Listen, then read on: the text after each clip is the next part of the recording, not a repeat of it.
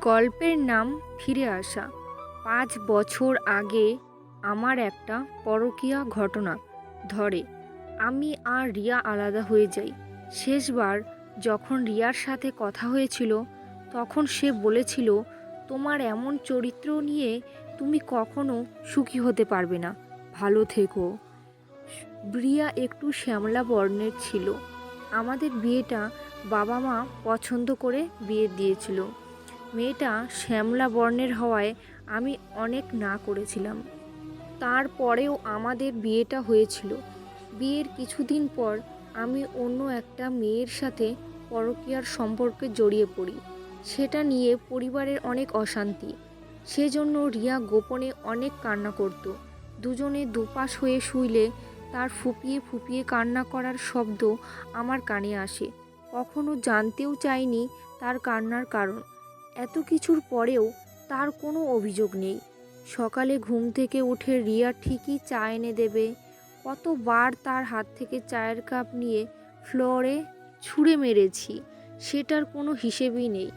বিয়ের পর কখনো আমার নিজের হাতের কাপড় নিতে হয়নি। আমি গোসল করতে ঢুকলেই সেই কাপড়গুলো ওয়াশরুমের বাইরে সাজিয়ে রাখে।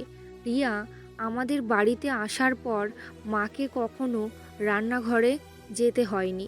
রিয়া যে ১ বছর আমাদের বাসায় ছিল, তার মাঝে ১ সপ্তাহ মনে হয় তার বাপের বাসায় যায়নি। পুরো বছরটা সে আমাকে ইমপ্রেস করার চেষ্টা করে। একটা সময় সে মানসিক অত্যাচার সহ্য করতে না পেরে আমার কাছ থেকে আলাদা হতে চায়।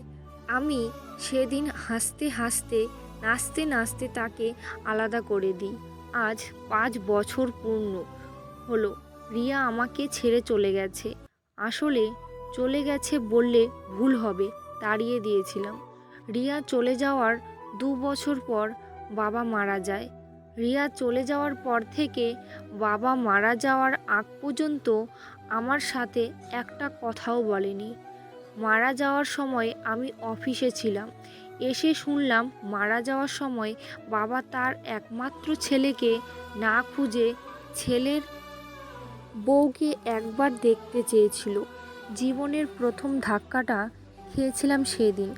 আজ আমার মা মারা গেল। রিয়া যাওয়ার পর থেকে মা প্রয়োজনের বেশি আমার সাথে একটা কথাও বলতো না। ভাত দিচ্ছি, খেতে আয়, এই কথাটা ছাড়া আর বেশি কিছু বললে আমার মনে পড়ে না। খুব বেশি কান্না পাচ্ছে যখন মায়ের আলমারিটা খুলে দেখলাম রিয়া যাওয়ার পর থেকে আমার দেওয়া একটা শাড়িও মা পরেনি। কখনো বলতো না আমার জন্য কিছু লাগবে বা লাগবে না। তবুও আমি অনেক কিছুই এনে দিয়েছিলাম, যেগুলো যেভাবে এনেছি সেভাবেই এখন চোখের সামনে দেখতে পাচ্ছি। আমার ওপরে এতটা অভিমান নিয়ে মা পৃথিবী থেকে বিদায় নিয়েছে। মা আমার হাতের ওপর মারা গেছে। মারা যাওয়ার সময় শুধু একটা কথাই বলেছে, বাবা, তুই ছিলি আমাদের একমাত্র সন্তান, তোর ভালোবাসায় কমতি হবে ভেবে আমরা ২টা সন্তান নিইনি। তারপরেও আমাদের মুখের দিকে তাকিয়ে রিয়াকে মেনে নিতে পারিসনি। তোর বাবা মারা যাওয়ার আগে প্রতি রাতে শুধু এই কথাটাই বলেই কান্না করত, মেয়েটা অনেক ভালো ছিল রে। আমার পরকীয়ার সম্পর্ক ছিল ২ থেকে ৩ মাসের মতো।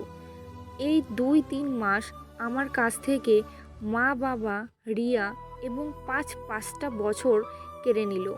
আজ বুঝতেছি ভালো থাকার মানেটা কি। কত সুখী হতাম যদি বাবা মারা যাওয়ার আগ পর্যন্ত আমার সাথে আগের মতো সব কথা বলতো।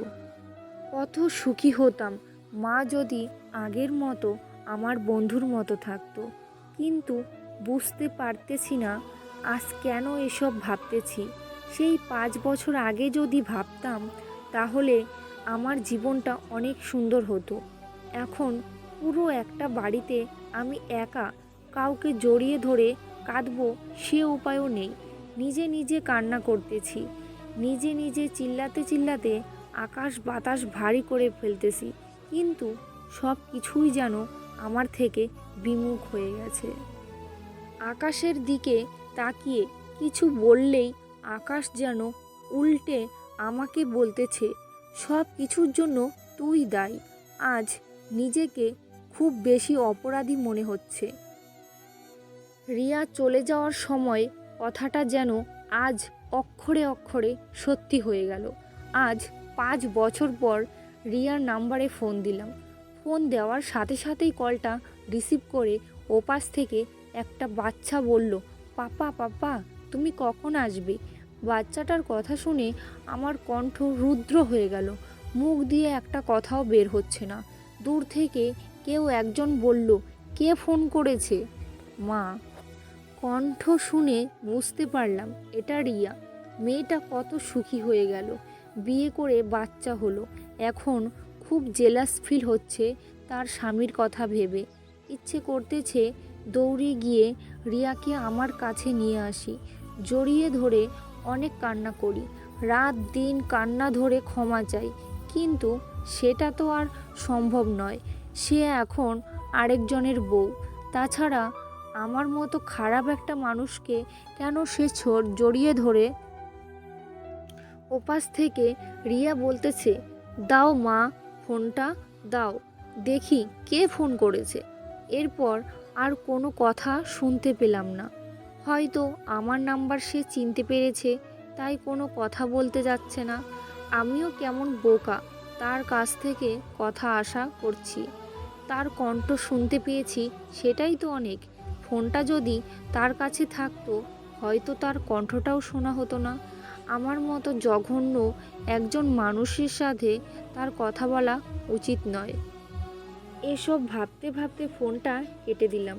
মায়ের সাথে সাথে আমার চোখ থেকে ঘুম বিদায় নিল। বালিশে মাথা রাখলেই চোখের দু কোণা দিয়ে অজস্র পানি বেরিয়ে যাচ্ছে। মুছতে মুছতে ভাবছি, শুধু কান্না নয়, এখন যদি মরেও যাই, একটা লোকও নেই যে আমার জন্য 2 ফোঁটা চোখের পানি ফেলবে। আজ আমি এতই একা, একটা মুহূর্তের জন্য ওই পরকীয়ার সম্পর্কটার ব্যাপারে ঘৃণা ছাড়া কিছু মাথায় আসছে না। অথচ একটা সময় ছিল রিয়ার প্রতি ঘৃণা আর পরকীয়ার প্রতি মায়া।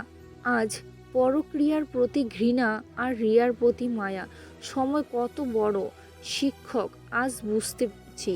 আমাকে কেউ মারেনি, কিন্তু সময়ের কাছে কি মারটাই না। খেয়ে গেলাম। খুব সকালে বাড়ির কলিং বেলটা বেজে উঠল। চমকে উঠলাম, কারণ মা মারা যাওয়ার 3 দিন পর কেউ একজন বাড়ির কলিং বেলটা বাজালো। দরজা খুলতেই আরও বেশি অবাক হলাম। দেখলাম রিয়া একটা বাচ্চা মেয়েকে কোলে নিয়ে দরজার সামনে দাঁড়িয়ে আছে। বুঝতে পারছি না এমন সময় আমি কি করব, আমার কি করা উচিত। তো প্রথম পর্বটা কেমন লাগলো প্লিজ কমেন্টে জানাবেন। দ্বিতীয় পর্বটা খুব তাড়াতাড়ি দিয়ে দেবো।